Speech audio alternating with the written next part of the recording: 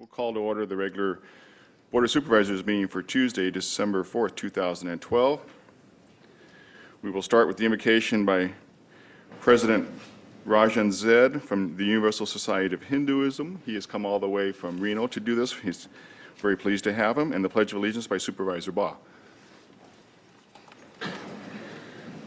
It is a historic moment of pride for the community when the prayers from ancient Sanskrit scriptures are being read in this great hall of democracy of this great county of Shasta.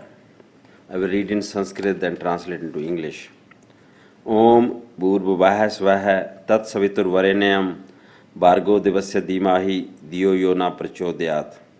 We meditate on the transcendental glory of the Deity Supreme, who is inside the heart of the earth, inside the life of the sky, and inside the soul of the heaven. May He stimulate and illuminate our minds. Astoma Sadgamya, Tamsoma Jyotirgamya, Mrityor Mamratam Gamya. Lead me from the unreal to the real, lead me from darkness to light, lead me from death to immortality. Niyatam Kuru Karma, Tvam Karma, Jaya Hya Karmana, Srira Yatra Pi Chatena, Prasiddhyet Karmana, Yagnarthat Karmanao, Nyatra Lokoyam Karma Bandhana, Tadartham Karma Kauntya, Mukta Sang Samachara. Fulfill all your duties, action is better than inaction. Even to maintain your body, you are obliged to act.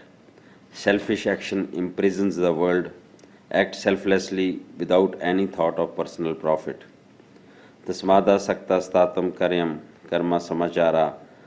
Asakto Hyacharan Karma Paramapanoti Purusha Karma Nevahi Samsiddhi Mastita Jankadya Loka Sangreha Mevapi Sampa Shankar Tumrahasi. Strive constantly to serve the welfare of the world. By devotion to selfless, one attains the supreme goal of life. Do your work with the welfare of others, always in mind. Om Saha Navabtu, Saha Nobunaktu, Saha Viryan Karma Bhai, Tejasvi Navadita Mastu, Ma Vidvisa Bhai. May we be protected together, may we be nourished together, may we work together with great vigor, may our study be enlightening, may no obstacle arise between us. Samni va akuti, samna hirdhyani va, samnamastu vo mano, yatha va susa hasti. United your resolve, united your hearts, may your spirits be at one, that you may long together dwell in unity and concord. Om Shanti, Shanti, Shanti. Peace, peace, peace be unto all. Om. Thank you. Ladies and gentlemen, I had been asked to lead the pledge, but we are privileged to have in our audience today Pearl Harbor survivor Mike Soltak. Mike, would you lead us in the pledge today? Thank you. Thank you so much. I pledge allegiance to the flag of the United States of America and to the republic for which it stands, one nation, under God, indivisible, with liberty and justice for all. Thank you, sir.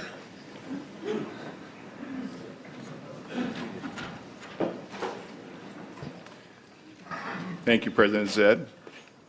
Thank you, Mike, for the pledge. The next item of business is the public comment period. Those who wish to speak are asked to come forward and give their name. Each speaker is allocated 3 minutes to speak. Comments should be limited to matters within the jurisdiction of the board. Pursuant to the Brown Act, action or board discussion cannot be taken on open time matters other than to receive the comments and, if deemed necessary, refer them for appropriate follow-up or future meeting. I have one speaker this morning, and that's Randall Faulkner.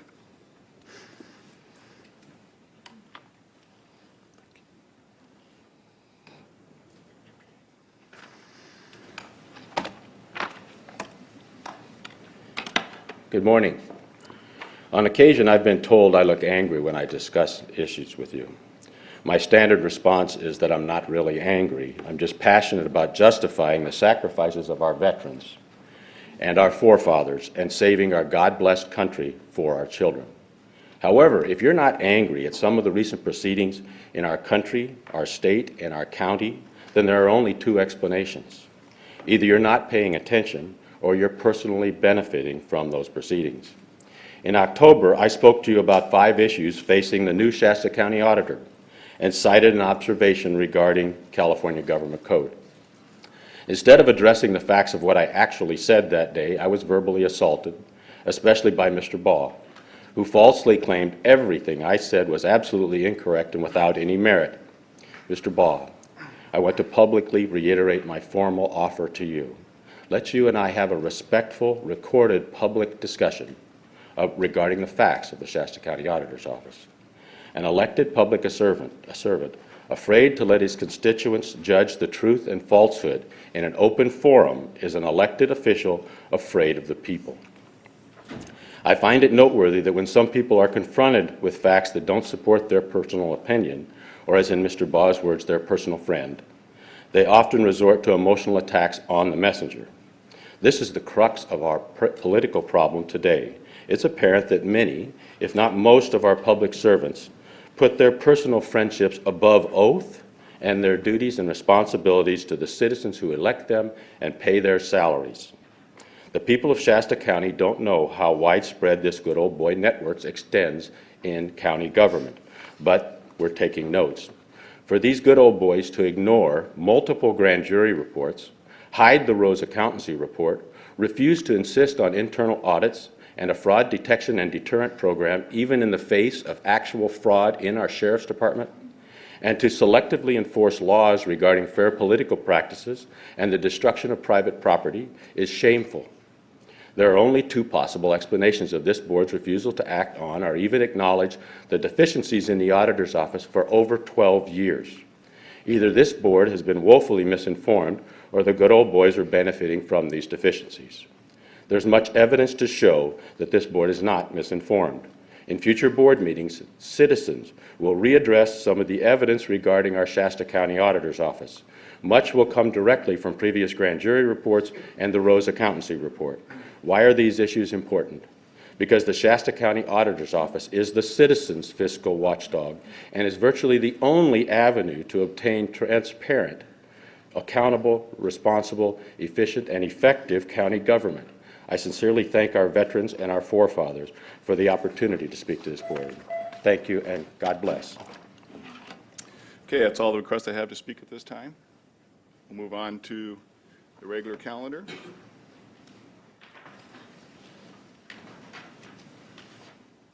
First item of business is the Shasta County Employee of the Month. Now, therefore, be resolved that Ms. Janet Brashears, Lieutenant, the Sheriff's Coroner's Office, is hereby named Shasta County Employee of the Month for December 2012.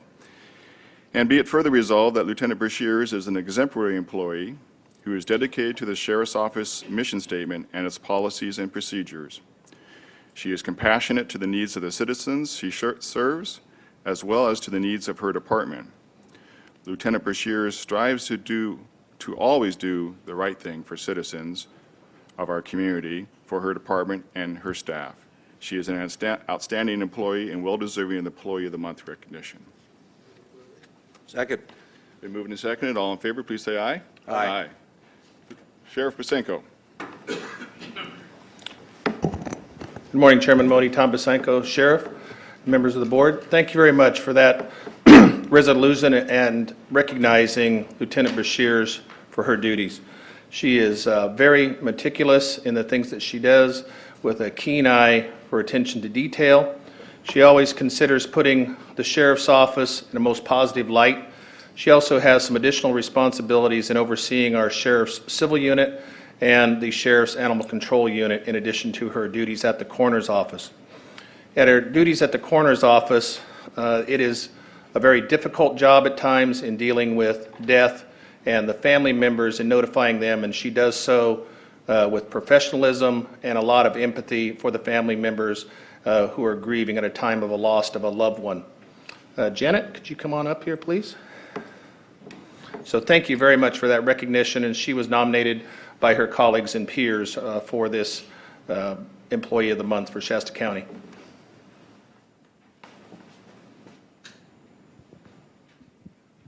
Hi, Janet. Come on up here. Well, Janet, Janet, on behalf of my fellow board members, it's my pleasure to recognize you as the Employee of the Month. As the former police chief, we have an opportunity to work on different situations in the past, and certainly to have you involved in different things at the police department as well as the sheriff's office. And I wholeheartedly agree with the comments that were made, and I'm pleased that your peers recognize you for your work. You certainly are an outstanding employee, and certainly are dedicated to providing the services to our members of our community with the compassion sometimes that's needed, as well as the forthrightness that you do. And so it's really my pleasure to recognize you today as the Employee of the Month. Congratulations. Thank you very much.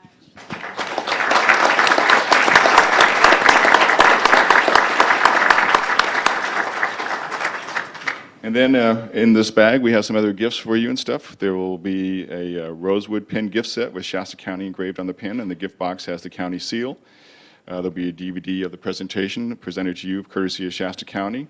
There's a $25 gift certificate donated by the Mid-Management Bargaining Unit to the Olive Garden Restaurant, a $25 gift certificate donated by the Department Head Forum to Outback Restaurant, and a $40 gift certificate to the local restaurant donated by the Deputy Sheriff's Association. And we certainly want to thank all those groups that have provided these recognitions and gifts to you.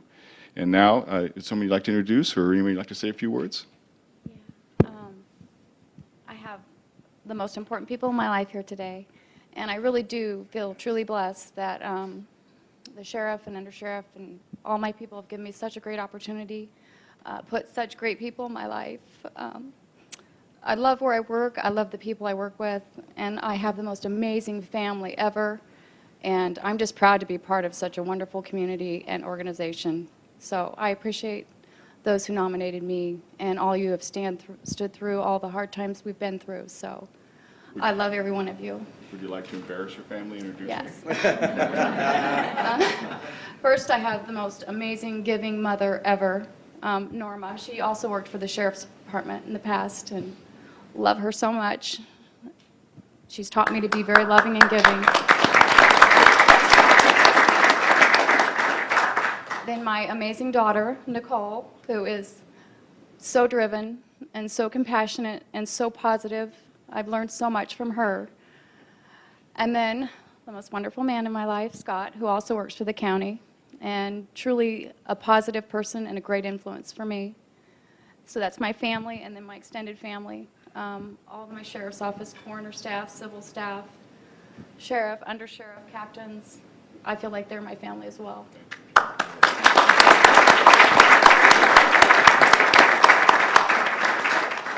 Take a picture. If the board would come down, and you're more than welcome to invite up some of your family members.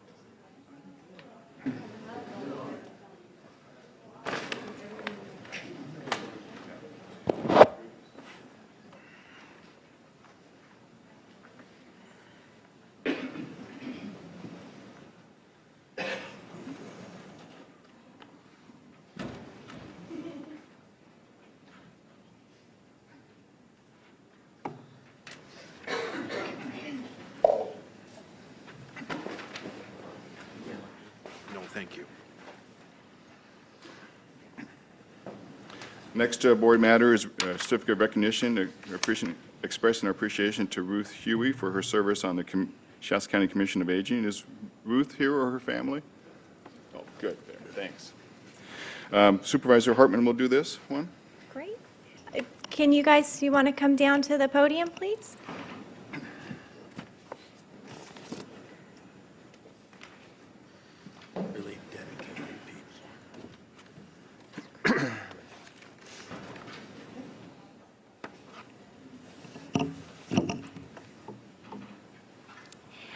This is a Shasta County Board of Supervisors Certificate of Recognition for Ruth Huey from the Shasta County Board of Supervisors. Hereby recognize and congratulate Ruth Huey for serving more than 22 years on the Commission on Aging Board of Directors, presented this 4th day of December 2012. And it's signed by all 5 board members. Thank you.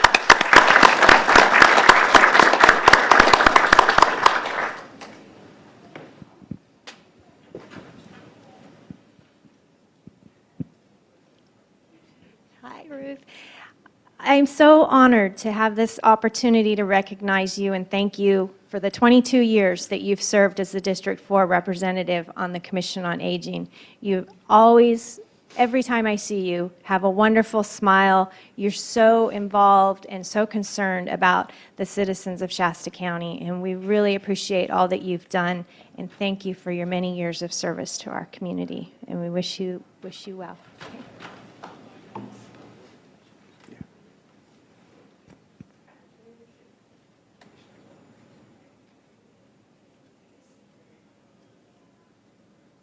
Hey, Linda, take the microphone. Yeah, there you go.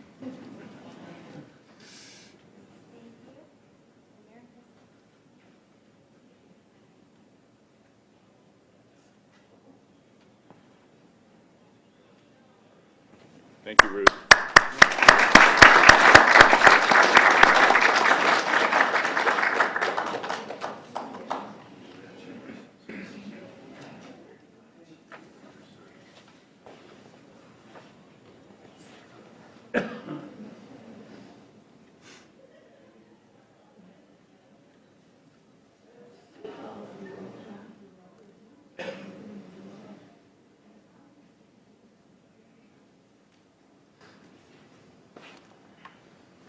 You know, we're so fortunate to have so many people in our county who are willing to give of their time, and some of them for many, many years on different commissions and committees that we have. And you know, we're just always so appreciative they're willing to do that. So, special opportunity to recognize someone like Ruth.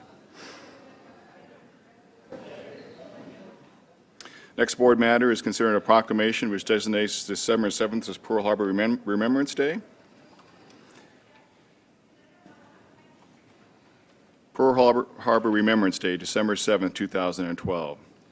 Whereas on December 7, 1941, a date which will live in infamy, nearly 200 Japanese aircraft attacked Pearl Harbor, Hawaii. And whereas the raid, which lasted little more than 1 hour, left more than 2,400 dead and destroyed or disabled nearly the entire U.S. Pacific Fleet anchored in the harbor, as well as destroying approximately 200 U.S. aircraft. And whereas the attack on Pearl Harbor brought about immediate United States entry into World War II, a declaration of war being requested by President Franklin D. Roosevelt and approved by Congress on December 8, 1941, and many citizens of our community have given their lives while serving in the armed forces. And whereas Remember Pearl Harbor became the rallying cry for the United States during World War II. Now, therefore, it be resolved that the Shasta County Board of Supervisors remembers and honors those Americans who lost their lives in, as well as those who survived the Pearl Harbor devastation 71 years ago.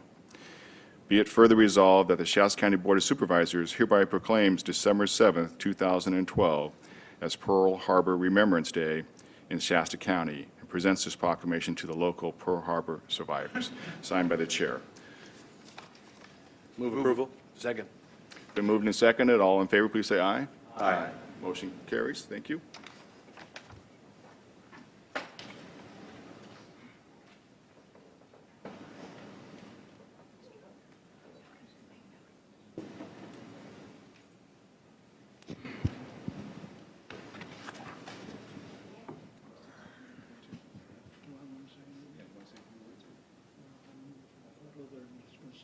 Years ago.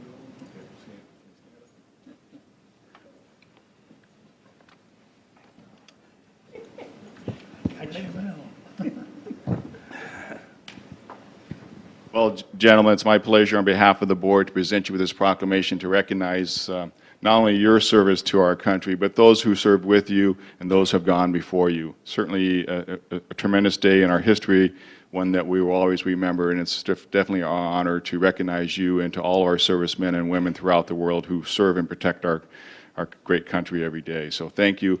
On behalf of the board, I'd like to present you this proclamation.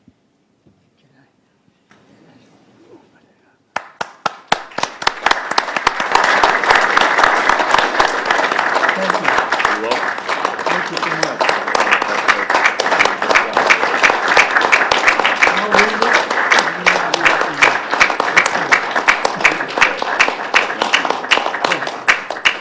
And I want to thank everybody, and that Friday, at 5 minutes to 10, 71 years ago is when the Japs struck the United States Navy and Pearl Harbor and the territory around. So it's been a good long ride. But I'm able to be here, and I thank God every day for that. Thank you, Mike.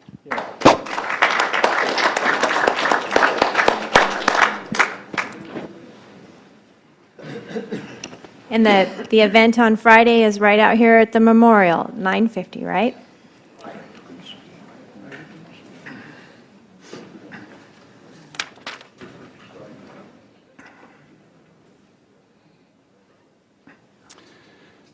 Item 4 is to receive a presentation from Carl Turner regarding the Vietnam Veterans Monument. Supervisor Bob.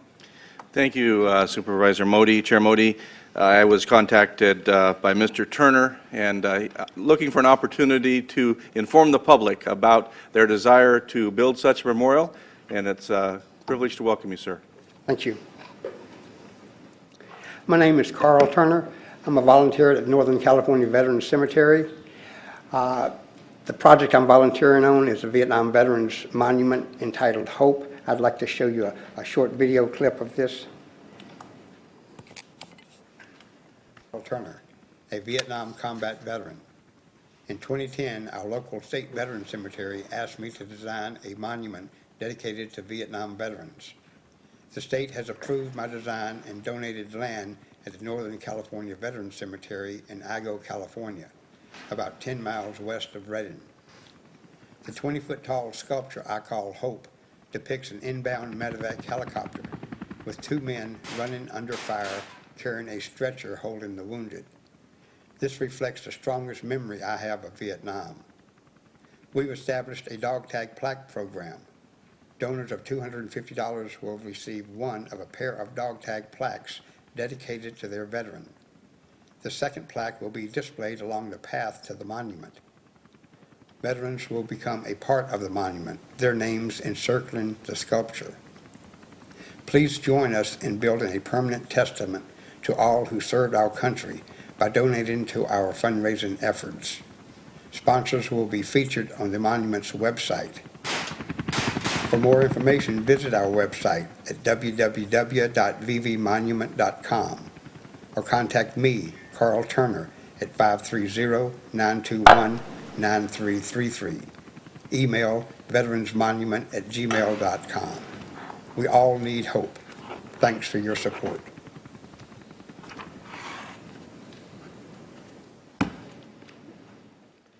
And thank you for the opportunity to make my presentation in front of you. The video is the making of this miniature. This is a miniature of the 20-foot monument that will go out at the Veterans Cemetery. Last month, the Classic Cafe sponsored a fundraiser for us. We had a spaghetti feed and a raffle and auction at the Vet Hall. We raised close to $10,000 in private funds. Our intention is all of this monument will be paid for with private donations.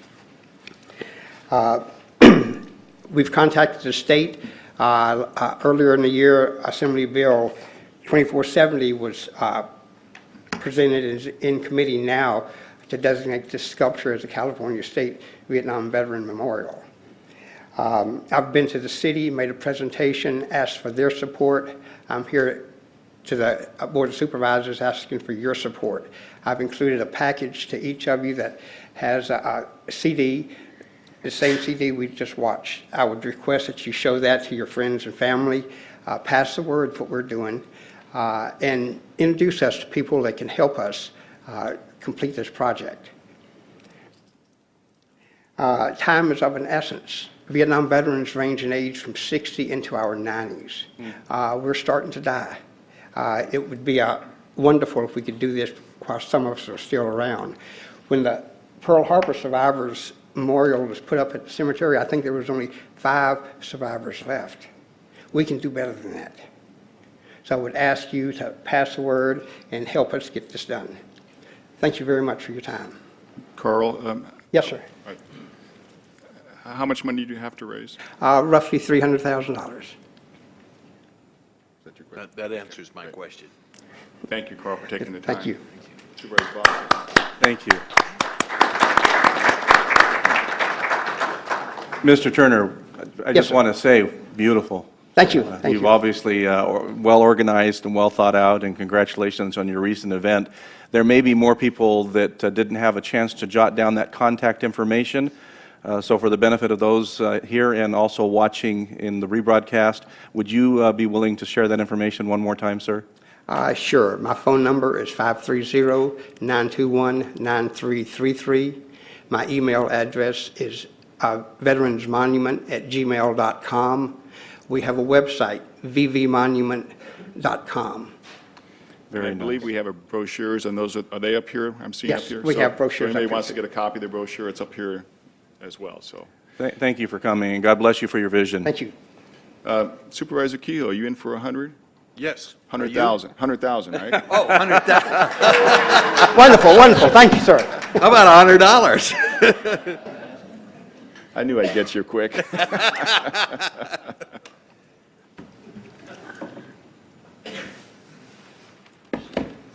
Okay, the next item is receive a monthly presentation or progress report from Chief Probation Officer Foreman on AB 109, our public safety realignment. Chairman Mone, members of the board, my name is Wes Foreman. I'm the Chief Probation Officer. If you'll just indulge me a moment here, we'll see if this is all set up for us. Looks like it is. Okay, today I will be speaking in regard to public safety realignment, commonly referred to as AB 109. This report culminates 13 months worth of time implementation of realignment. These numbers go through the end of October. As a reminder, AB 109 transferred the supervision and incarceration of specific low-level offenders from prison or from state to county supervision. Our local plan addresses 3 primary focus areas, and that is to safely and efficiently supervise the offenders, to provide custody and custody alternatives so we can provide some consequences to their misbehavior, and then to provide treatment programs and services.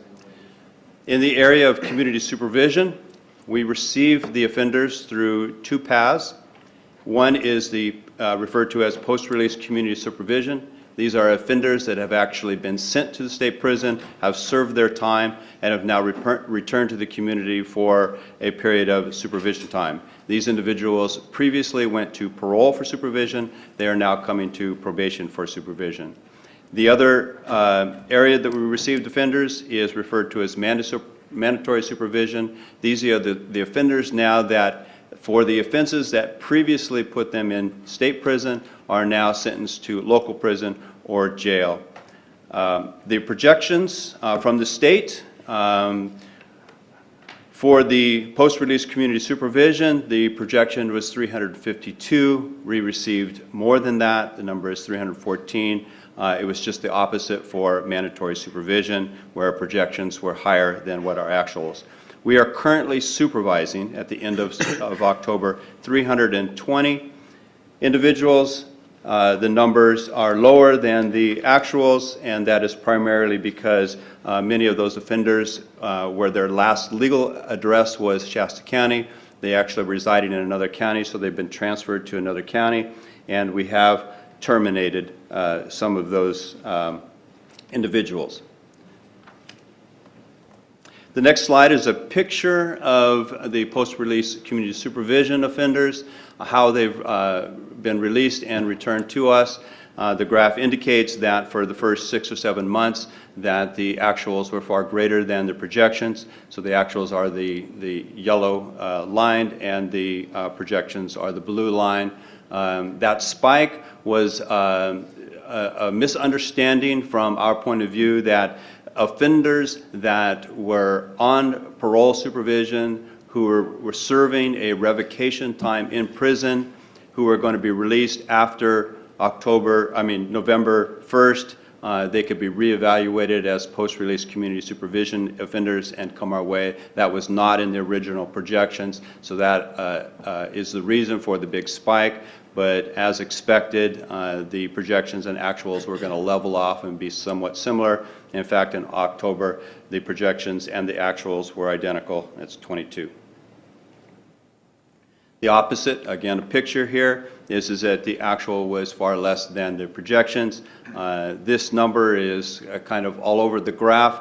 It's pretty hard to understand what kind of trend, but actually we are expecting that as we move forward that the post-release community supervision population will decrease. There will be less from the state that comes to county as fewer and fewer are being sentenced to state prison, and the number of individuals being placed locally in our jail will increase. So we should see in the future this trend line would be slowly increased on an upward level.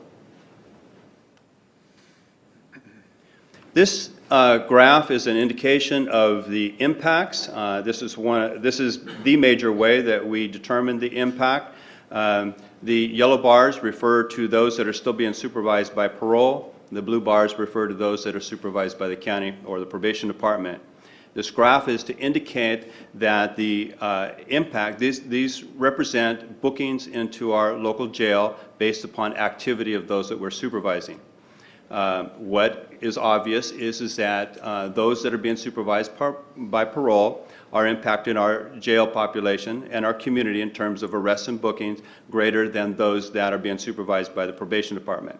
Now, this is not a graph to indicate that one or the other is doing better or worse. It's just an indication of where that impact is. The state does not have the same kind of resources. They never did have the same kind of resources that realignment was providing to the counties. And the reason that they provided to the counties is that they gave the counties a lump sum of dollars and said that you can develop your plan to provide treatment and programming and serve this population.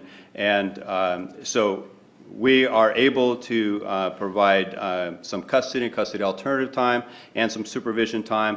And in my opinion, the lower bars in there indicate that the impact to the community in terms of the number of bookings is significantly lower than what the state is receiving.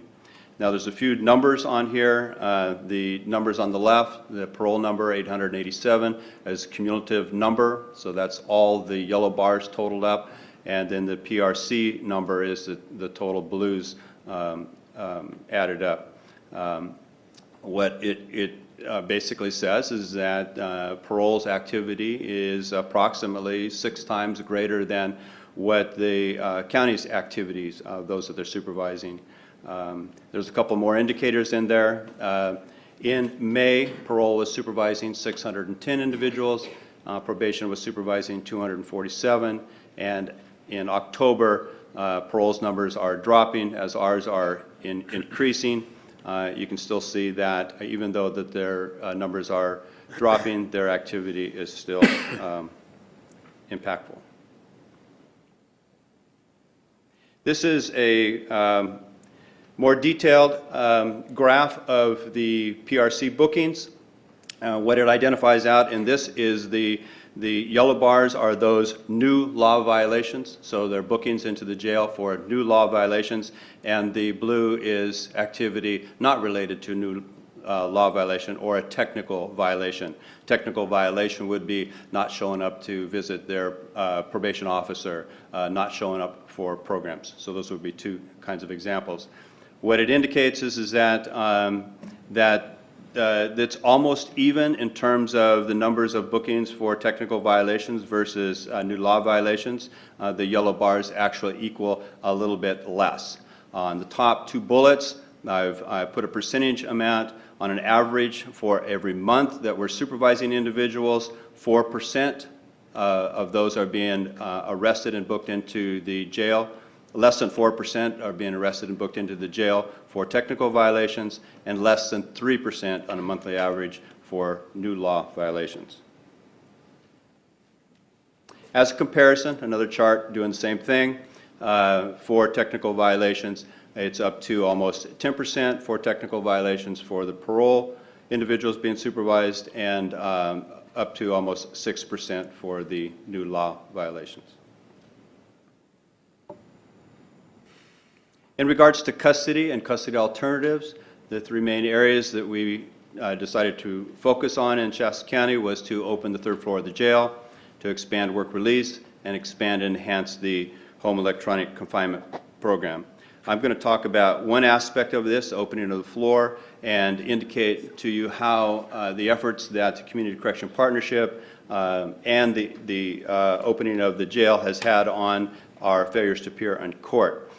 We were recently informed by the court that the failures to appear were increasing. This graph obviously represents that. You see the blue bars as individuals, the number of cases that failed to appear in court, and the yellow bars are the number of defendants. So a defendant can have more than one case. That's why the blue bars are higher. The third floor of the jail was opened in July. And what it appears in this graph is that based upon that, we made a difference in the failures to appear at felony arraignment hearings. And so the months of August, September, and October decreased. Now what we were told from the court is that what it did is it kicked the can down the road. And so now that we're having an impact on the first hearing, the arraignment courts, that we are now, that individuals are now not showing up at the plea dispo hearings. And this graph represents that. You can see that I pointed out in July when the third floor of the jail was opened, that in August, September, and October, that there was a significant increase in failures to appear at the plea dispo hearings. Now, we are currently working with the courts to provide a pretrial service program. We're going to refer to it as supervised release program. We hope that by putting that into play that we can actually mitigate this problem too. So these two slides represent that the efforts from the Community Correction Partnership and our plan that we can actually look at problems and make a difference. And the sheriff will talk a little bit more about the work release program and the numbers for those that are in custody. I'll represent a little bit the home electronic confinement program. We're currently at 53. Our max number is 100. We are slowly moving towards that, but as I indicated in past presentations, that one of the difficulties was that we had purchased in the past and we're using 100 landlines, meaning that our electronic monitoring devices were hooked to phones, hard phones in the homes. And as that technology slowly goes away and people move towards wireless devices, handheld cell phones, that those devices were becoming obsolete. So we are moving towards a GPS contract, and that contract is essentially complete. We just have a few more details, and then that will be done. It will be circulated around the county, and that will give both the sheriff and the probation department greater opportunity to maximize the use of the home electronic confinement program. Our intention is that the sheriff will have the ability to manage his sentenced population for alternative custody situations. And as we move towards a pretrial program with the courts, that probation will be primarily responsible for pre-sentenced, and that will maximize not only the use of the equipment, but provide greater capacity for alternative custody. In the area of treatment program and services, this one's kind of special for me because in all the years that I've worked in probation, there has been little to no money provided for adult services in the areas of treatment and program services. And so with the realignment program, the opportunity was there. Our current plan addresses this. I can assure you that all of the individuals that are receiving a high risk on our current risk assessment score are receiving a needs assessment.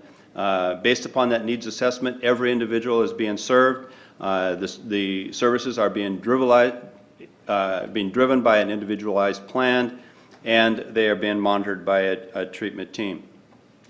This is a slide representing those services, the bulk of the services right now that we refer individuals to. I want to talk a little bit about criminogenic needs because that is a primary focus of realignment. The definition is there. The definition, risk factors that attribute to offenders likely possibility of committing criminal behaviors or criminal acts. I've identified it into two groupings, the top four and the big eight. Of course, the big eight refers to all of them that are in the top four as well. And I've highlighted them in this area. The top four, criminal thinking, criminal associates, antisocial personality, and antisocial behavior, are a little less concrete and a little bit more difficult for us to serve. Where in the bottom four, lack of employment, lack of family and significant relationships, inadequate educational attainment, substance abuse, are areas that are a little bit more concrete and easier for us to provide services for. What the literature will say, however, is that most of us, when we're putting together programs, will spend our time in the bottom four and forget the top four. However, the top four, unless you change their thinking patterns, the things that are contributing to why they think that they need to commit crimes, you will have less impact on the bottom four. That is somewhat played out in the programs that we've put together. This slide is two of the programs that we're providing services to. As the top one is listed, that is the bulk of our referrals right now go to alcohol and drug. Of the 416 individuals that we have touched on supervision, 216 of those were referred to our clinician. Of those 216, approximately 165 of those were actually referred to alcohol and mental health services. Now, that represents the majority of those that we've touched and also indicates how we have spent most of our time on providing a service for the bottom four and not the top four. Well, through the last year, we realized that we needed to spend more time on changing criminal thinking pattern, and so this year, within the past 4 months, we've focused on a program called Moral Recognition Therapy, and in the past 4 months, we have made 21 referrals, and we will begin to make more and more referrals to that and should receive some significant impact.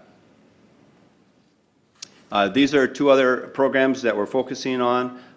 We have talked a lot about the need for housing. If individuals coming out of prison don't have a place to stay, and as well if they don't have a place to work, that those indicators will contribute to criminal behavior, and we are moving quickly to provide services in this area as well. Bring you up to date on our Community Correction Center. We are still focusing on the building, the suite of offices for 1405, 1423. The lease agreement with the landlord is very close to being done. I have to say that the moving towards accomplishing the opening of the Community Correction Center has been an exercise in perseverance. In fact, maybe all of realignment is that. It seems like when we need to go a mile, we make strides in inches. But nonetheless, we are moving forward. We're very close to the lease agreement. Once the lease agreement is done, then we will need to acquire permits. Basically, the contractor will acquire permits and then do the building fixes within that suite. That will provide some delay. So I postponed the opening for 1 month at this point to the end of February. The impact will be primarily on how quickly we can obtain the permits. The building fixes are pretty standard, but if the permits come faster, then we won't have as much delay. If the permits are slower, there will be a little bit more delay. We also are near to completing the contract with BI for the DRC section of the center, and we hope to have that presented to you for approval next week. This recidivism represents our ultimate measure for how well we're doing.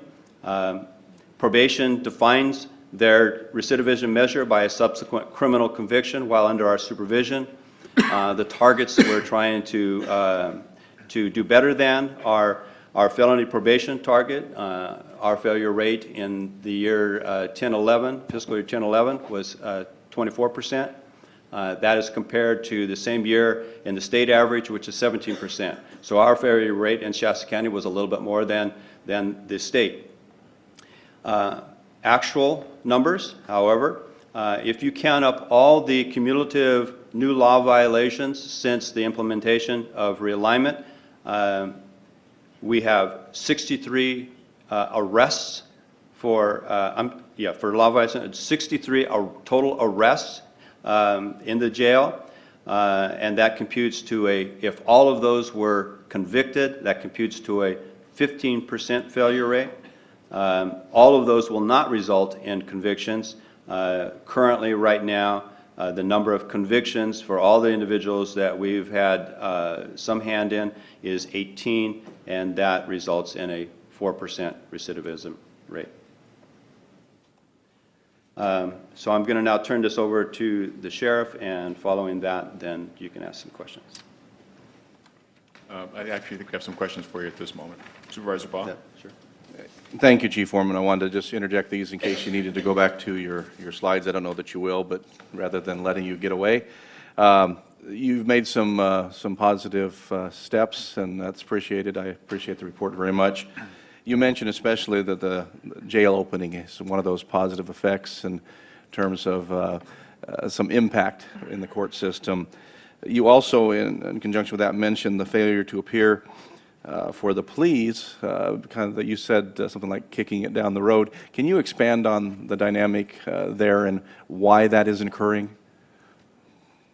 Yes, during the summer, we were informed by the courts that, in essence, their feeling was that we were failing. Our offending population was being booked into the jail, was being released, then being booked into the jail, then being released. And we've talked a little bit about this revolving door because we, the county, did not have a sufficient enough room in custody to keep these individuals there.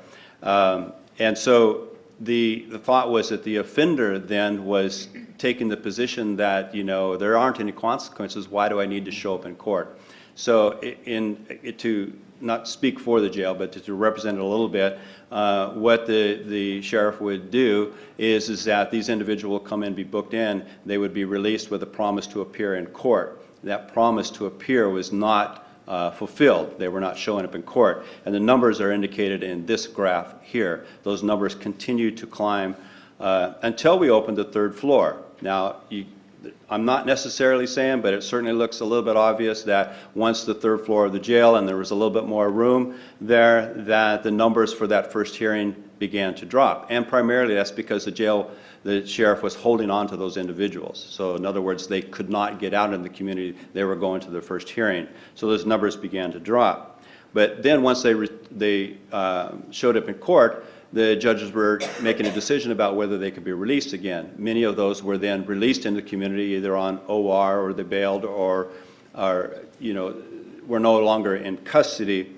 And the result was a kicking down the road. So once they were free, then there are still some individuals that believe that we don't have the ability to provide consequences for them, and so they fail to appear at subsequent hearings.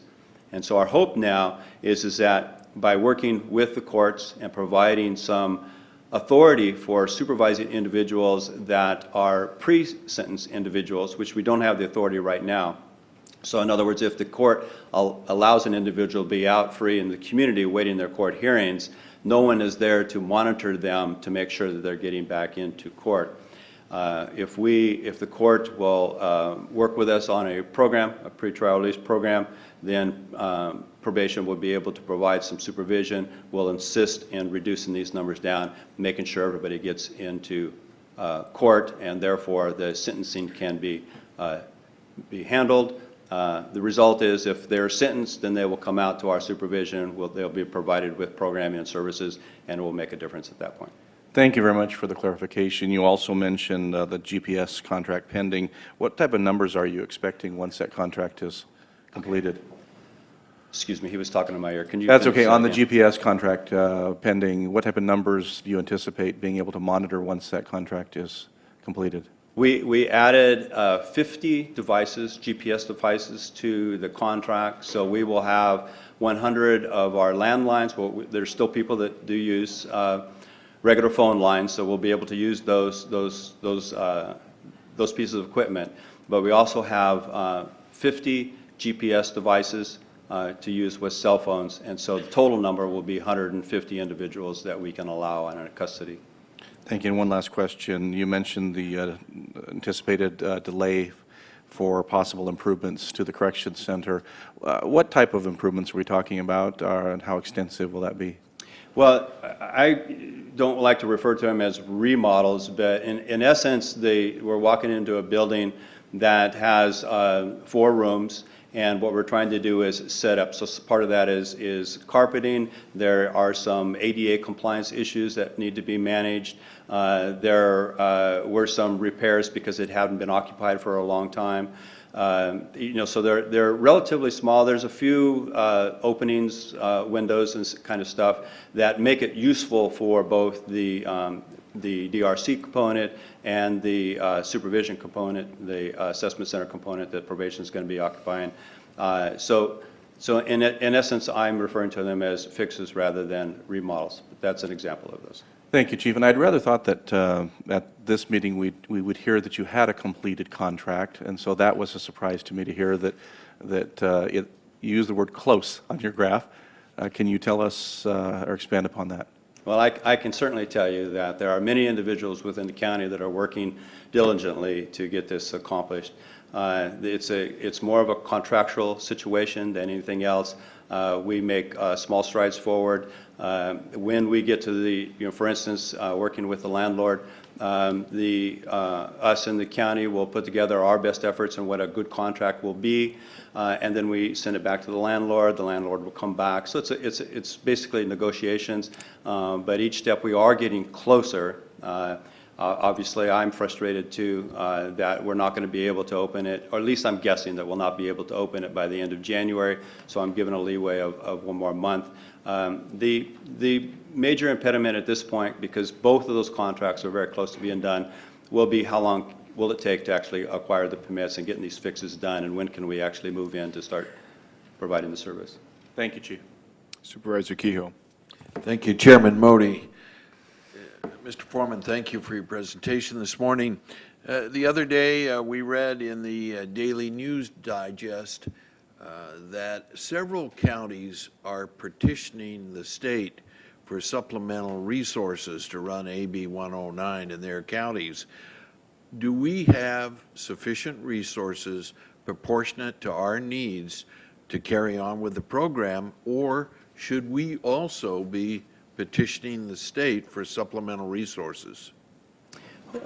Well, from the outset, I don't think there was a county that thought that we were going to receive sufficient resources. And primarily that was based upon it takes the state so many dollars to serve this one individual in the state programs, and we were going to get less than that. This is, in other words, why weren't we going to get all of it? Personally, I will say that I am very pleased that because the dollars came to us and we could provide our own plan, that we actually had some control about how we were going to spend that, and making sure that we could reserve some of that money for treatment and programming, which was by and large absent from working with adult offenders, is very much appreciated. The amount of dollars are a little bit more secure now with the passing of Prop 30. So with that, there's more assurance that the dollars will continue for the next several years. So there's a bit of that we can count on now, and the Shasta County has a fairly competent plan. And as long as those dollars keep coming in, I think we'll continue to make progress. If I read the same article that you did, there is it's a central part of California that's concerned right now because, as I explained in some of my slides, that the projections from the state were different than the actuals. The Central Coast is complaining, not the Central Coast, the Central Valley counties are complaining that their actuals are significantly different than the state's projections, and they're so different than what the other regions are as well. And so they are saying, hey, maybe there is some foul. When the agency, or when the committee got together to decide what the allotment for the second year allocations were going to be, second and third year allocations, the central counties are making an argument that there were far more Bay Area individuals on that committee, and therefore there was some bias in terms of how the funds were distributed. So they're just making their push based upon an impact that is in the region. I can assure you from the agency that I belong to, the Chief Probation Officers of California, that we're very attuned to the impacts. Whenever something raises to the point that we might need to go back to the state, we rally, all 9 chiefs that are there rally very strongly through our lobbyists to make sure that we the probation department, are managing getting the resources that are expected to us from the state. Thank you. One more question, Mr. Modi. I read recently, within the last month, in an out-of-county newspaper, that because the state of California thinks that AB 109 is fabulously successful, that there is some thinking in Sacramento that they're going to expand the categories of prisoners released to the counties. In other words, it would exceed the parameters of the 3 nons. And according to this article, it's very possible that serious, violent offenders will be sent to us from the state of California. You have any observations about that? First of all, is it correct? Well, personally, from my activity with with CPOC, is that there is not any talk for that. So I am personally not aware of that. But that would be an indicator that if the state was going to change the parameters of the population that we're to receive, that we would certainly go to them and say, if it's going to happen, that it would have to come with some more resources. Now, I feel personally, again, that the probation agency has worked well with the state government agencies, individuals, for partnering for this. I do believe that the state was hopeful that probation could use their expertise and experience to actually serve this population better than they have been able to. So I'm pretty confident that they have that feeling about us. They're happy with the way that the counties, in particular the probation department, has been able to supervise their individuals. So if that was going to happen, I can only assume that they are feeling that they are a little bit unsuccessful, and they're hoping that we might be able to be more successful than them. Could the state unilaterally make that decision under the aegis of AB 109? Well, that's a little bit beyond my expertise to answer. Thank you. Mr. Lees? If I might, just real quick, to answer your second question, not on the aegis of 109, but yes, they can unilaterally make that decision. So also 2 other real quick things. I think what you might be referring to, Supervisor Keogh, is the fact that the state has not solved the overcrowding problem that they have within their prison system. And although they are better and they don't have the same level of capacity needs, there still is overcrowding that they're yet to address. And that's why you're hearing other level discussion of other ways to solve their overcrowding prison population problem. The third thing I just want to point out is that when you're talking about, Chief Probation Officer Foreman talked about the Central Valley making a case for additional funding. Understand that what they're talking about there, and we get this from LA and we get this from the Bay Area, and this happened once already, that they're talking about not additional funding, but a reallocation of those funds that have been distributed. So whenever you're talking about a reallocation, it comes from somewhere else. No different than our own county funds. When we spend money on something, it's coming from somewhere else. So when they're talking about additional funding, they're talking, at this point, they're talking about a reallocation of how the 109 funds have been distributed, which indicate that if Fresno needs more and they have a case for that, and the committee decides that's what's going to happen, it will have to come from somebody else. And that's just something to... Well, do we fall into that category as somebody else? Yes. And actually, that's exactly what happened the first go-round. There was, when the dollars were first allocated, L.A. and San Francisco made a big, appeal for more money. And I remember I was on the conference call with the L.A. CAO, and he says, basically, we have the case to make that we're not getting the money we should. And our allocation was actually reduced. Now, so we've already actually had it reduced a bit. Now, I still think it was a good, solid allocation, so I'm not complaining about that which we have received. Is it enough? It never will be enough. But certainly, I'm not complaining about that which we've received. But it's just, I think you have to, keep in mind that when they're talking about somebody else getting additional money, it's not more new money. It's a reallocation of what is there, and it comes from somebody else. Thank you. I have one more question for Chief Foreman. Chief, you showed the figures of the people being released to come back from supervision, and I think I just need to reiterate to the public, and for you to do it, I think, is we've heard on a number of occasions and recently received some emails, I think all of us got the email indicating that, all these people are being dumped back into Shasta County from all over the state. But I think they need to recognize that these are people who Shasta County sent to prison, and we're going to come back to us at one point or another. We're just getting them quicker under this program. Well, just to say that a little bit different, we're not getting them quicker either. Okay. The individuals that are coming back to Shasta County prior to realignment were those individuals that were sent to prison, served their time, and then came out under parole supervision. Nothing has changed in terms of how fast they're coming out. The only change is that a portion, the bottom end of that portion coming out of the state institution is coming to the county, to the probation department, to be supervised. So they were always in our county. It's just a matter of how we're supervising them and how well we're doing. Okay. I think it's just important to recognize, although there is a possibility, as you just brought up, that maybe something will change, but just for people to recognize that right now, it's the people we sent that we're getting back. And that's what's occurring. Supervisor Keogh, one more comment? Thank you, Chairman Modi. I believe your observation is factually correct, but in my mind, there is a substantial change.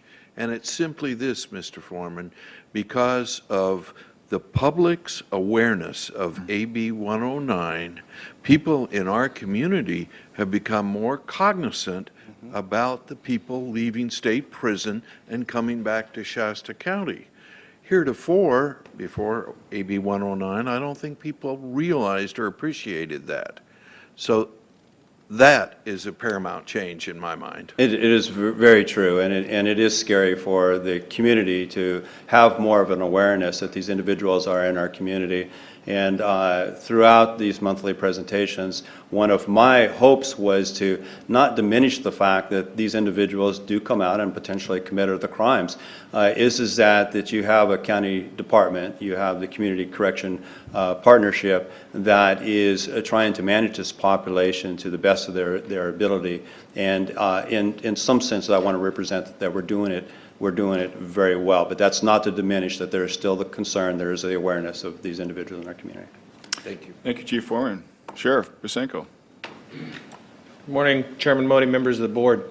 Mr. Keogh, in response to your question that Mr. Lee's answered, he is spot on in regards to that funding aspect of it. And the short answer is no, it's not enough money for here locally and for many of the counties when it regards contract beds for incarceration of the individuals, care of those individuals for medical costs, and they're a high-risk population due to many of them with alcohol, drug abuse, sometimes both, and mental health care needs just in addition to their normal medical needs. And then again, with compliance with supervision of them, whether it comes from the Sheriff's Office, Police Department probation compliance team, or in the supervision of probation officers.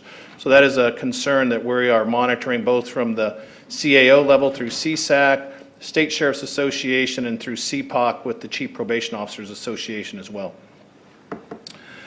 For October, you see the compliance team stats. So the compliance team is comprised of probation officers, sheriff's deputies, and a sergeant, and Reading police officers. They had the compliance check operations there with 82 contacts, 32 searches, made 15 arrests. 9 of those were actual what we refer to as AB 109ers. And then some of those, they no longer live at their address, and that's a very common theme with some of the people that are on 109 or probation. They do move around to different households. For November, the statistics are there as well. Very similar with 53 contacts, 18 searches, and 7 arrests. 6 of those were for AB 109, and then 2 were no longer at their addresses. Statistics from Reading Police Department from January through November of 2012, RPD had made 138 contacts, and Sheriff's Office probation team had made 190 contacts. The compliance team is going to be reconfigured a little bit in a way that we'll be working with Reading PD. They'll be doing efforts in the evening hours, and Sheriff's Office probation teams will also be doing daytime operations. So you're kind of getting a little bit bigger bang for the buck and trying for the compliance of these individuals in searching. And that'll be some combination of anti-gang enforcement, the AB 109 enforcement, and sex offender enforcement as well. The jail survey, you saw earlier part of that with Chief Foreman's presentation. And again, the last bullet point there is the majority of those were made up of people that are still under state parole supervision that are coming into the facility. And also a very similar statistical data for November of 2012 with 32 parolees being brought into the facility. And that is a large concern for public safety here in our communities and in the county. And I believe Chairman Modi, you attended the seminar that we had down in Sacramento, and for Shasta County has about some of the data that was put out that Shasta County has about 2.5 times the number of parolees per capita than some of the other counties. But again, those are individuals that we have sent to prison through the justice system, and then they are coming back into the community here. Chief Foreman also touched on it. The floor was opened back up in July. It's fully staffed. The inmate population right now is at 319. There's a 381 bed capacity. We are at a 90% capacity order from the court back into the 1990s. We're running right now between 84 and 86% of that population, so really pushing the limits with that 90% cap. We do have 10 inmates that are sentenced and incarcerated in Lassen County due to the contracts that we have. 7 are in El Dorado County, and not on this slide, but we also have 4 additional inmates in Del Norte County with the contract that we have with them. And then 46 inmates are on the home electronic program for the Sheriff's Office being monitored.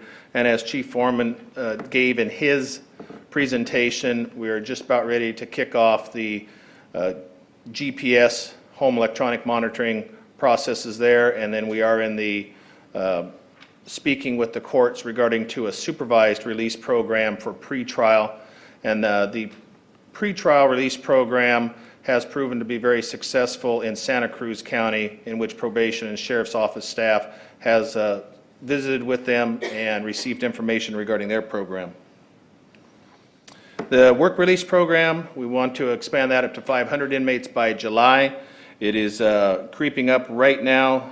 We need to also work on looking at relocation buildings back down to the Breslauer complex, and then staff to work with the DRC or the Community Corrections Center that Chief Foreman also gave information on. We do need to hire about a total of 5 correctional officers to fully staff work release, but if you look down there, that 2 correctional officers have been hired, so that would leave an additional 3 to hire for that 5, and we got 4 in the background process now. We also need 2 sheriff's service officers to fully staff that, and that we'll be giving contingent job offers to 2 of those now, so we should be fully staffed if they pass their backgrounds process. So we are moving forward. That remains a top priority for us to get people hired and get that program expanded out even further. Part of the concerns is the ability to house and incarcerate all these individuals as the jail is full, but with the shift of 109, now multi-year sentences do their time in jail, and there you see the number of people of 42 inmates have multi-year sentences for Shasta County, the most being at a 10-year sentence. In California, there are individuals that are doing time in county jails for, the last number I heard was 28 years in Southern California, and another Southern California agency, about 23 years, and I think there's one in the Sacramento area doing 20 years. So that poses a problem again for the cost of the medical care, incarceration of those individuals with the long multi-year sentences. That concludes my presentation. I also had some notes that I made with your questions that you had during Chief Foreman. We addressed the funding issue. Regarding the failure to appear, that issue that we spoke about earlier, I spoke with a member of the bench yesterday, and last week they have recognized with the opening of the jail, changes in the way we keep people for arraignment purposes has lessened the amount of FTAs for the arraignment. But as Chief Foreman spoke about, later on in the court process, they are seeing the failures to appear increase. And in one day in court, there was 12 cases brought before a judge, and in all those cases, each individual failed to appear. So it was 12 for 12 that failed to appear for later on down the road. We have our compliance team, of course, all the hardworking men and women on patrol, both for all of our agencies in the Shasta County area, end up picking those people up again, maybe get them rearranged, but then they later on not appear. And then we're hoping that some of the home electronic monitoring and working with the courts for the supervised release will also lessen that number down the road. The releases for the prison population that you spoke about, Supervisor Kehoe, that is a concern. About a little over a month ago, I was at a meeting with CDCR officials, and they had informed us that CDCR will not meet the benchmarks for December for prison population, nor the benchmarks for July of 13. And that puts them a little bit up against the wall with the federal court decision for their prison population levels. And so they're hoping to address with the court and receive an increase in the number of their percentage of the prison population. They need to be at about 135 to 137% of their capacity. They're asking for an increase to 145%. Whether they get that or not, that's unknown, depends on their argument to the court. And if they don't, they'll have to have increased releases, and they could look at giving more custody credit times for those individuals to get them out of prison and return them to the counties. And that is a big concern, again, for not only myself as Shasta County Sheriff, but then statewide for all the sheriffs, because there will be an impact for everybody throughout the state of California. And there have been some amendments to AB 109 this last legislative year. They did add a number of crimes that were also going to be moved to where they do county time instead of state prison time. And so again, the legislature can change the sentencing requirements in certain crimes from prison to jail. And I'm available for questions. Supervisor Haas. Well, you mentioned 500 job leases that you're going to work toward that. Where's 500 jobs in this county? No, it didn't say for work release. Okay. We have for not jobs, but the work release program here in Shasta County, and that's where we work with our nonprofits, faith-based groups, try and get them out to the Veteran Cemetery to do job out there. We work with the city of Reading and the county of Shasta for inmates to do jobs there to keep them as they're working off their sentences. Good. Supervisor Baugh. Thank you, Chair Modi, and Sheriff, thank you also for your presentation. This is not necessarily a question for you, but a comment, and you may want to add to it. It's perhaps for Mr. Lees. It's addressing the concern again for the possibility of the state changing the, shifting the game plan again. Chief Foreman, when you were up here, you mentioned in response to Supervisor Kehoe that if that were the case, we would want to make sure we had the finances that went along with it. I would like to see us take a different tack, rather than simply expecting, well, I think we do expect the state of California to be ever changing and ever shifting in its policies and plans for us. I say that we never accept that up front. I would like to see us stand with the sheriff's associations and any other associations that are willing to take an advanced stand, and rather than waiting for the outcome that we believe is inevitable, let's stand in opposition to that. Let's make it public. Let's ask other organizations that represent us, CSAC and RCRC, let's bring it up as issues there and ask them to stand in strong opposition, because here's what I see. While the jail is open and that's solved a temporary problem, over a period of time, more and more prisoners that are in there for longer terms are going to fill those places in the jail. And then the flexibility is gone, and we have the medical costs that go on and on and on. And we're going to end up down the road with a problem that we cannot solve. And yet the state of California looks brilliant, don't they? They've given all of their problems to the counties. So you may have some thoughts on that, Sheriff. You may have some thoughts on that. We have a great opportunity to have that discussion. I don't want to have it go by without having it. That is, you are exactly spot on again, Mr. Baugh.